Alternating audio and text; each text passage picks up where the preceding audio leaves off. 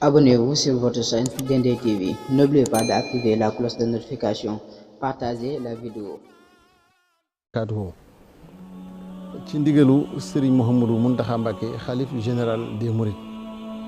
jaar ci Serigne Cheikh Bassirou Mbacké ibnu Serigne Abdoul Khadr mi nga xam ne moo yor kàddoom jëwriñu daara Hizbut Tarqiyyah Serigne Youssou Diop mooy jottali ndigal di yëgal mboolem daara Hizbut Tarqiyyah ne ci biir réew mi ak bitim réew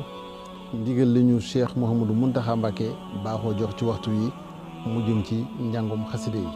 njàng moom nag njàngum yëkkati lay doon ak njàngum durus ñu di ko dare dibéer fukki fan ak juróom-ñaar ci weeru tabaski wi ñu nekk dëppook 17 juillet 2022 ba dibéer ji dellu si bu ko defee altine ja war a doon ñaar fukki fan ak juróom ci weeru tabaski wi war a dëppook itam 25 juillet 2022 mooy bis bi ñu koy tëj njàng mi nag kenn ku nekk fa nga nekk fa nga koy defee waxtu yi ñu koy def itam mooy waxtu yi nga xam ne moom la ñu sëriñ bi baaxoo di jàngaloo bu dee suba gi juróom-ñeenti waxtu ci suba ba fukki waxtu ak genn wàll muy 9h ba 10h30 bu dee guddi gi itam juróom-ñeenti waxtu ci guddi ba fukki waxtu ak genn wàll ci guddi muy di dalee ci 21h ba 22h30 muy xamle itam ne njàngum xasida mi dëgg la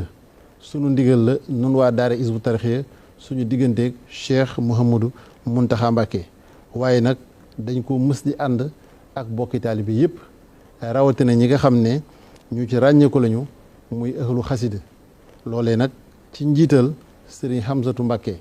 mi nga xam ne suñu sëriñ la di suñu kilifa moom Cheikh Souhaïbou Mbacké mi nga xam ne ñoom naka jekk dañ ko def muy seen liggéey saxal ko sëriñ Youssou itam dellu di fàttali ne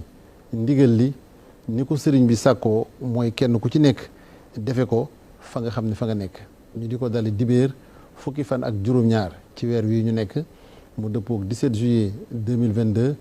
ba dibéer ji dellusiwaat bu ko defee altine ji ñaar fukki fan ak juróom ci tabaski dëppook itam 25 juillet 2022 mooy doon bis bi ñu koy tëj